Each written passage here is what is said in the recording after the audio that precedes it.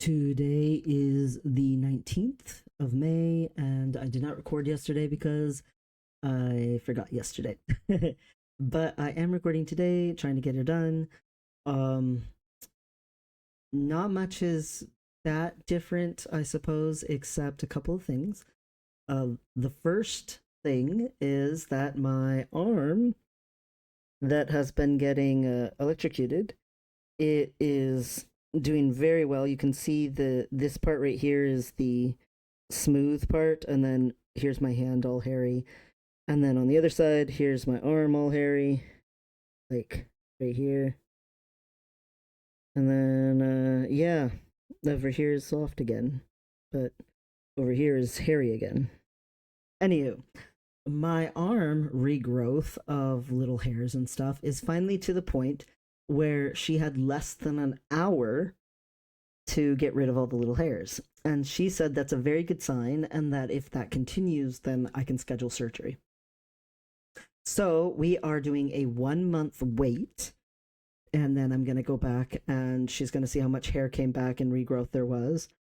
If it goes well, then we'll do it again. And then if that goes well, I get to schedule surgery.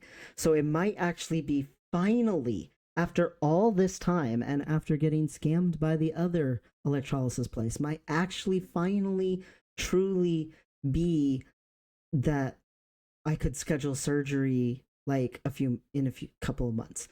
I'm gonna have to redo my letters because they're all expired, and probably go see my PCP and all that fun stuff. But yeah, it might actually be only like 2 or 3 or 4 months away before I can schedule surgery. And obviously, scheduling surgery means it'll be a few months before the surgery actually happens, most likely. That's pretty typical. But that still means that it might be like less than 6 months before I get surgery, which would be like, you know, so that would be amazing. This has definitely been the worst wait and the worst anticipation to get a surgery out of all of them. The the other two surgeries, they had arbitrary delays that were definitely unnecessary. For instance, my top surgery, it was over a year waiting for this, surgeon who never got back to me. But when my current surgeon found out about it, like their office, they just slammed me right in there the very next month. They were like, that's terrible, unacceptable. The next surgery shouldn't have had a 6 month wait or whatever it was, but it did. Um, so again, arbitrary waits just seem to be part of having surgery. Unfortunately, it sucks. But this one in specific, it's not just that someone didn't get back to me or that something stupid came up. Like, someone was intentionally trying to draw out how long they could get money out of my appointments, and that, you know that's so horrifying to me, because it's absolutely bad for my health for it to be drawn out. It's bad for my mental health, but it's also bad for my physical body to be this overweight for an extra year and a half, pointlessly. Like, that's not helpful. So yeah, I'm just going to be super relieved when this is over. And the chance of complication is still high, unfortunately, for me with surgeries. But after this one, the next surgeries are all like at a set pace, and possibly there'll be arbitrary delays, but hopefully not.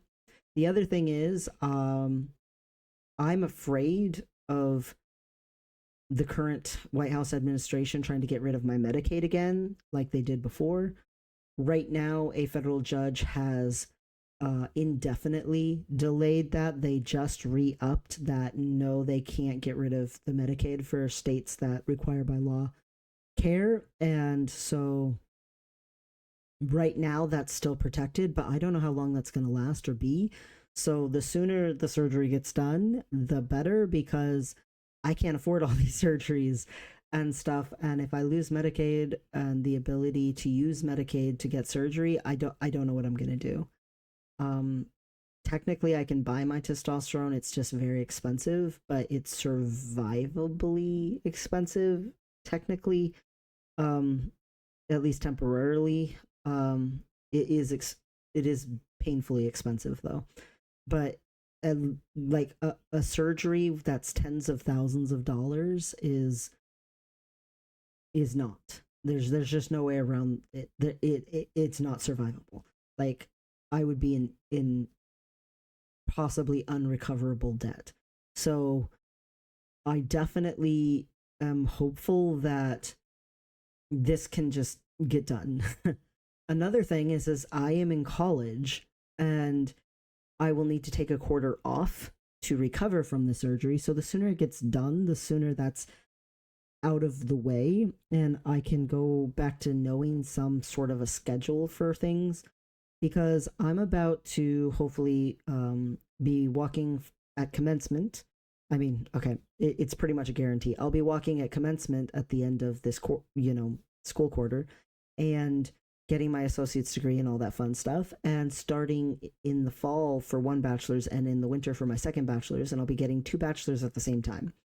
So if I can somehow get the surgery done before that all starts, or at least at the very beginning of all that, then that leaves all of the work with my bachelor's, like going forward after that, much more predictable and smooth, because the other surgeries again have some sort of a timeline to them. And this one, it's just, when is my arm completely hairless? And am I overweight enough? Those are the two things. For my schooling, I unfortunately have had a lot of bullying issues. Despite how positive college has been for me, it has been a truly rewarding, excellent experience for, like, solid 85-90% of it. But I have been bullied quite a bit, and it finally came up in the LGBT plus queer trans, group that gets meetings at the school. And the president of the school came and she found out and she was very distressed. And she at first came to the meeting because this the group had petitioned the school to change the restroom signs that currently say all gender restrooms to just restrooms. The reason being is safety issues. With the current White House administration, a lot of people were feeling very worried, especially since the campus is a public campus and people could just come around. We've already had very strictly right wing organizations demand, like, all the information of everyone at the school, and like try to catalog everyone who works at the school's addresses and their employment information and all of that stuff. And by law, they get to have it if they request it, and it sucks because they're looking for that kind of information to do harm, not to do something positive. There's been, thankfully, a lot of support from the school staff, and so she came there, the president, originally to say, "Hey, why would we change the signs?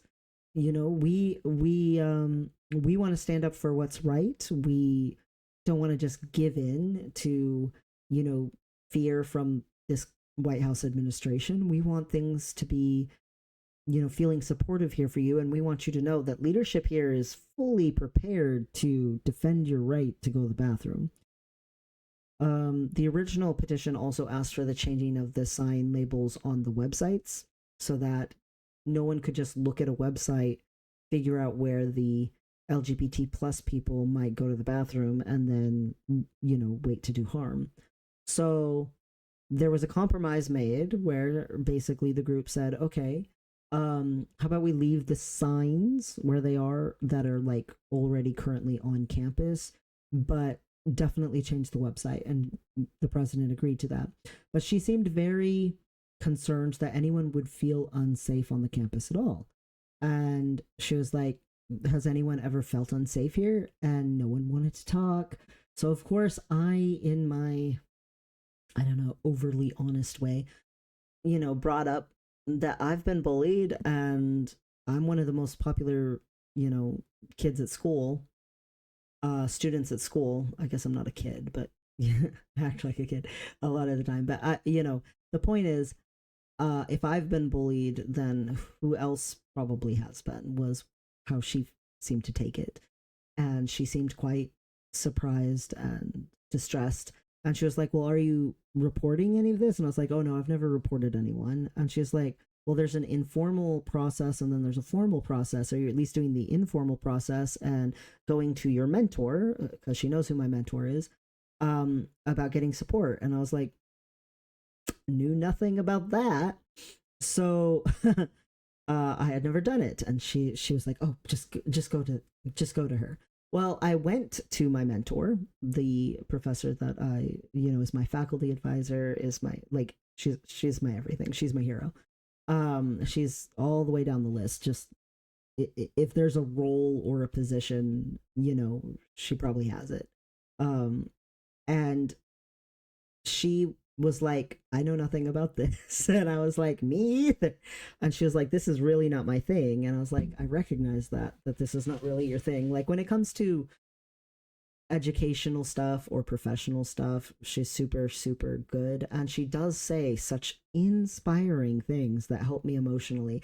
But me coming to her all emotional is not necessarily her thing. She's a little more type A than that. And so I was like, don't worry, I've there's another staff member I can go to be the support. I just, I'm not sure exactly how this works. And she was like, I don't either. This needs to be figured out. Like, something shouldn't be expected of a teacher without them knowing what that expectation is. And she's like, do I get, like, would I get paid to help you? Like, I'm not a therapist. And I'm like, I don't expect you to be my therapist. So yeah, I went and did find another staff member who was very willing to be my support person. He's a very kind gay man who is a professor at the school, so that worked out. He's much better with emotions and touchy feely, weepy, cryy, whatever. He was very comfortable with it. Um, the person who is the coordinator for the queer trans, group that's at the school, he also didn't know exactly what the, like, actual official informal and formal process standards were. So I had to actually go to um the high up director of the foundation at the school who helped protect LGBT plus students, and she was like, "Oh yeah, here's what it is." And she seemed surprised that no one had known what it was, a little bit. And she was like, we need to fix that. And then she told me what it was. She basically said, if a student is bullying you in a way that has to do with, anything to do with your gender identity or sexual orientation or anything of that nature, you pick a teacher that you trust, and that teacher, you tell them about the situation, and then if it only happens once, then maybe that's all you need. But if it's a continual issue, or if that student has done something egregious enough or consistently enough, the teacher then may advise you, hey, there's a formal reporting system. Instead of you just coming in informally reporting it to me, we could formally report, and I could go through that process with you.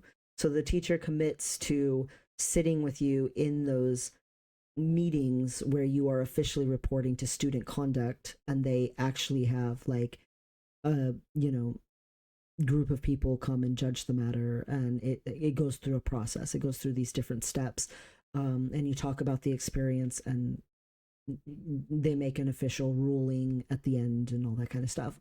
And so that teacher basically is committing to go through that process with you, and that way you don't feel alone. Now, if it's a teacher doing stuff to you, then their dean, their direct dean, becomes that person. So whether you really know their dean or not, that's who it is. It officially becomes them, which it seems a little odd to me because if it's a faculty member, that seems like it would be more intimidating and you would even more need someone that you felt like you could trust in the first place instead of going to a stranger, even if it is a stranger with authority. But maybe that works better for some people, but that wouldn't really work better for me. But that's okay. The point is that there is a process. It exists. It's there. Anyway, so then the director, she's like, now that I've explained these things to you and stuff, do you feel comfortable with, the way that things are at the moment? And I'm like, well, I think I've started the informal process and, here's the faculty person I've chosen and stuff. And she's like, okay, good. And she's like, so it was students that did this. And I was like, or she said, so it's only students doing that, a student doing this. And I'm like, eh. And she's like, multiple students doing this. And I was like, eh. And she's like, but just students. And I'm like, eh. And she's like, teachers and faculty and stuff as well. And I'm like, eh. And she's like, so basically this is a systemic issue. And I'm like, and she's like, I've also gotten a couple of complaints from another couple of trans students, and now here's an intersex student.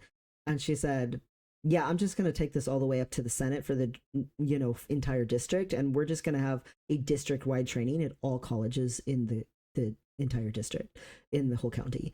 And I was just like, did I just accidentally set this place on fire? And she said, oh no, honey, I'm going to set this place on fire for you. And I thought that was like, I was like, dang, that was super nice of her. So I was like, wow. But yeah, so I realized that there's a lot of places in this country that that's not what would have happened. And I'm extremely grateful to live where I live and that was what happened.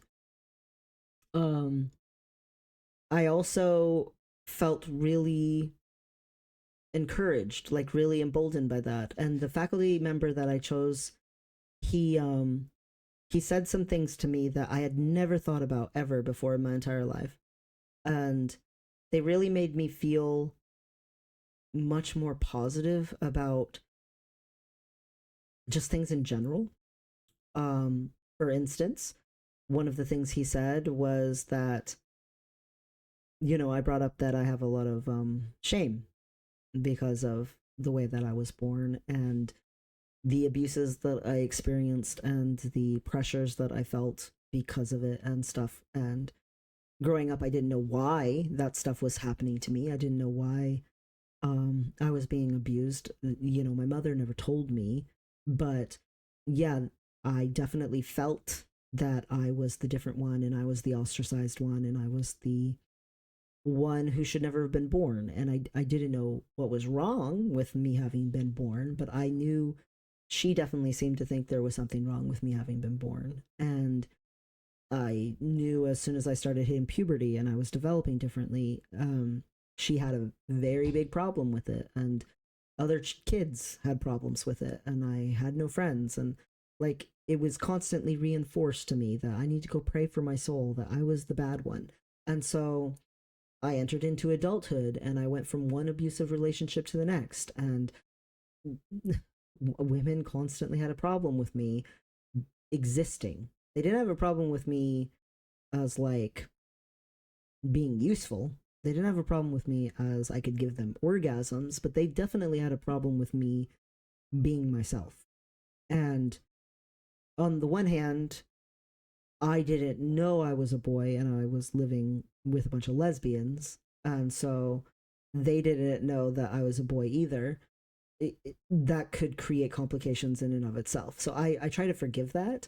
But also, there were some extremely abusive things that were done to me um, because, like, basically women resented me. So I tried really, really hard to not let that, like, be a determinant of how my entire existence and self-worth, but it's really hard when things get reiterated over and over and over and over and over and over and over and over and over and over to not have some of that sink in. And so I dealt with a lot of shame. And he I didn't tell him everything about it. I was mostly talking about things that had come up and happened at school situations and things that people had done to me or said about me or had been very intrusive. And, throughout the entire time I had been there, not just even only just like recent occurrences, but I went all the way back to even the first quarter, when there was that student who wouldn't cross the threshold when I held the door open for class. And when he figured out, you know, what I really was, then he wouldn't even come to class at all. And he told the teacher he didn't feel like he should have to be in the same room as me because he was so religious. Like, and she was so blindsided. She was so like, what? Obviously, I'd never experienced that before. And I was so worried she'd never talk to me again. And then my now current mentor, I guess she was my mentor then too. She helped save the day. But the point is, it's just always been this thing. Even before I started school, it was worse. It was like people being outright like cruel and trying to harm me. Um, Unfortunately, more than once in my life, tried to kill me. And this at school, at least nothing like that has happened. But it's a lot of quote unquote microaggressions or whatever, like a lot of remarks, a lot of expressions, and I told him it feels strange to even complain because the way that I'm living now is so much better than the way I've lived before. And but at the same time, I feel like I'm not a bad person. I'm good, and I don't deserve that. So he said that that's true, and he's like, it can be that both things are true at once. That it is better now than it's been ever before in your whole life, but also that that's still not okay. And I said I at that point, I brought up, well, I deal with a lot of shame because of what's going on between my legs in the first place. And he asked me, well, do I have to focus on that? Is there other things I can focus on? And I tried to tell him, oh, I'm a workaholic. I am constantly distracting myself, trying not to think about it and stuff, and try not to think about the women probably will never be interested in me again, or things like that. And he is like, well, does that have to matter to you? Like, can you not be insulted by that? And I was like, it's not the insult. It's more, I would hope for love someday. And he's like, okay, well, you're a lovable person. And I'm like, yeah, but there's so many barriers, like even if a woman was okay with that I have health issues because of what was done to me when I was little, um, even if a woman was okay with that I'll have to have surgeries and stuff like that, even if a woman was okay with the fact that I was born sterile and that I can't reproduce and I could never ever get her pregnant, and maybe she genuinely doesn't want kids, even if she doesn't mind that I'm short or overweight or have this underdeveloped nervous system and ADHD and PTSD, even if she somehow could get past that I'm not wealthy and just genuinely like my personality and that I'm a nice person and just be cool with even just that, like there's still the barrier of her being sexually attracted to me when I don't even externally have male equipment, even if internally I am a boy. And I don't have any girl parts inside. That's all been removed, thank freaking goodness. Um, all of my parts I was born with were equally non functional. And um, across the board, male, female, whatever. But but I just even once I get surgeries, I recognize I'm getting surgeries for me. I'm not getting surgeries because someone's gonna magically be attracted to me. And he said he didn't know if he thought that was true. And I was like, and he said, in the world right now, you're not the only intersex person. I was like, true, I'm not the only intersex person. That is true. And he said, And maybe there's not a ton of you. And I'm like, that's also true. We're very rare. And he's like, but do you really think there's not a single intersex person in the entire world right this second who's not living a happy, fulfilled life? And I was like, never thought of that before in my entire life. That thought has literally never occurred to me. And he's like, if they can do it, so can you. And that doesn't mean it's easy, and that doesn't mean it's readily available, but it means it's possible. And if something's possible, then it's not impossible. And I'm just like, dang, this is some deep wisdom from this guy that I was not expecting. So I've been thinking about that a lot. That can I imagine that somewhere, say in the United States, even during all of this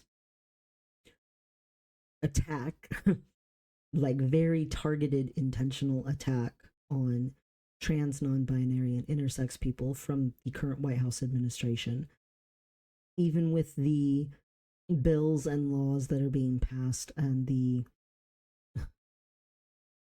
degradation and the attempts to remove our healthcare and remove us from military service and remove us from being able to get educations and be students and actually just have a life, even besides all that stuff, changing our federal documents and removing us from federal websites and trying to get doctors and medical systems to turn against us, even besides all of that. Can I imagine that there's somewhere in this country, maybe some very rich person who was born intersex and they had all the right mix of good luck, and they were born to very wealthy, very informed parents, and they were able to grow up without being like mutilated and choose their life for themselves and get a cosmetic surgery after puberty when sex markers actually have developed and their sense of self and their sense of gender is developed, and they were able to just go about life. Or even maybe you know the doctor guessed wrong with me. The doctor turned me into a girl when I was very much a boy. But what if, sometimes the doctors, when they cut up the little intersex babies, they get it right. Every once in a while, they get it right.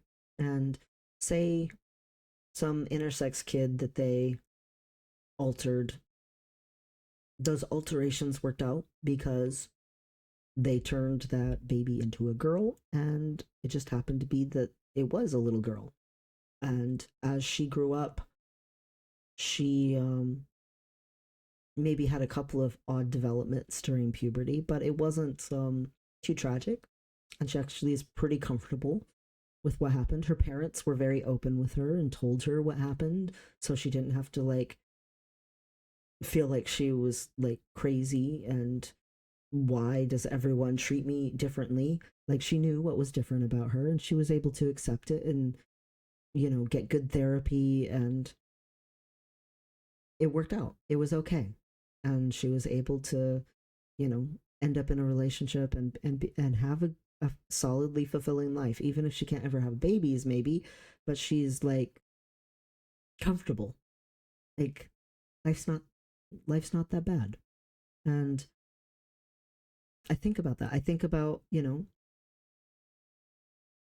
it is possible that there are intersex people who exist who could maybe have gotten lucky enough to have a fulfilling life, and maybe it'd be really really rare, but if it's possible, it's not impossible. And I don't know why, but I don't know, I think about that. The main thing that happened though was it helped me a lot to feel like I had some sort of a safety net. Like I've been on my own so much in my life and I've felt alone so much in my life that having people be willing to advocate for me or to be supportive of me means a lot. And I really, really want to be an advocate and supportive of others. I told, because I got in a happy mood after talking to, all these people, to my mentor, and then to him, and then to the director, woman. After I talked to all of them, I talked to one of my friends about it, and she was like, "Who be doing this to you? Who be saying stuff to you?" She's a very feisty individual, and she was like, "Give me names," I was like, I feel bad getting people in trouble. So I gave her one single name of someone who's actually our friend, so that she could realize why it would be hard for me to give her a ton of names, because in reality there's lots of people, and some of them are people I even like that are my friends and stuff. Like one of my favorite teachers is the one who, when one of my tutoring students always is trying to marry me off, and she tried to be like, "Oh, help me find him a wife." And the teacher laughed so hard, and she was like, "Oh, wow, she thinks you're a real boy." Like, I don't I don't magically not care about that teacher anymore. And I could tell after she said it that it very slowly dawned on her, "Oh, I should not have said that." And I feel like she felt bad about it, but like it still came out her mouth. But do I write her off and throw away all the good things about her just for that statement? I realize some people would. My father, oh my god, I took one of my friends with me to go for Mother's Day. My father and my stepmom, they're here visiting, and so I went, to hang out with them. My father, he intentionally misgenders me and calls me the wrong name and stuff, even though legally everything, my name, my, you know sex, everything is all fixed and medically speaking validated. He doesn't care. And my friend, had to experience that. And do I write off my father and say I'll never speak to him again? I know some people would. So when my friend said, "Give me names," I gave her the name of one of our closest friends so that she would understand. It's not like I can just write off people. It's not like I can just be like, "Oh, I'm done with them." And sure enough, the very next time, actually, that he was around, he said something that was disrespectful. And it wasn't about being intersex, but it was about the way that I was born, and that I was born different.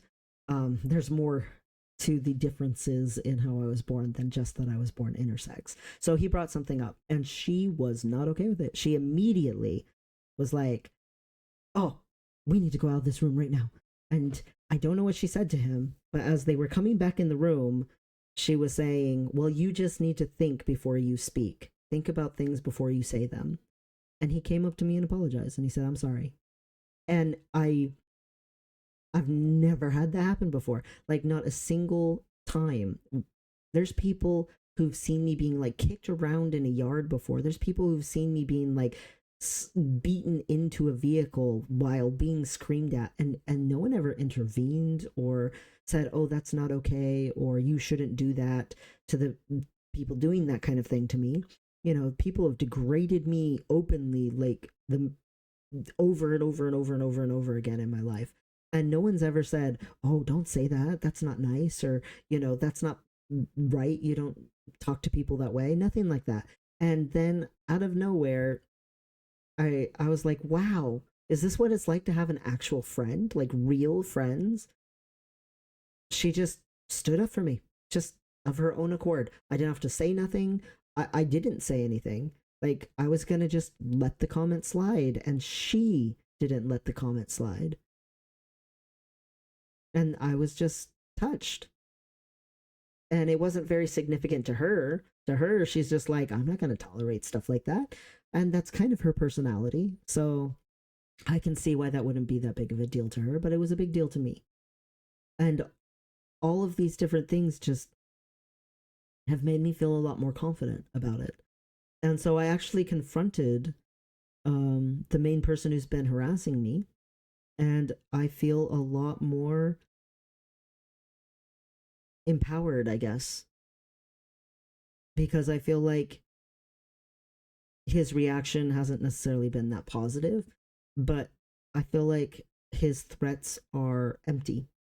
Like, he wants to ruin my reputation or drive a wedge between me and my mentor or something. And I'm like, but how is he actually going to accomplish that? Because there's people who have my back. Like, he's not actually got enough authority to do that to me, even though he wants to, and that sucks that he would ever have, malicious intentions in the first place. In reality, it's almost laughable because it's so ridiculous that he could think he could accomplish that. And I feel like a pressure valve opened up and a little bit liberated by that, because I used to like walk on eggshells and feel so much tension around him. And now I feel a lot lighter. And it's not like magically all the tension is gone because he's still intrusive, but there's just some sort of a something there that I've never had before. I've never felt so supported. Like, that if something happened, that I wouldn't be the one who was judged. I wouldn't be the one who was in trouble. That that that people would believe me, that I was trying my hardest to be good.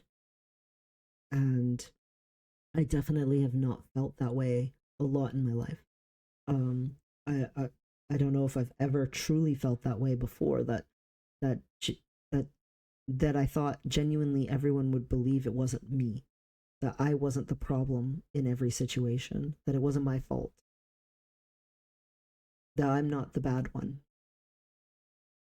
I got taught my whole life that I'm the bad one, and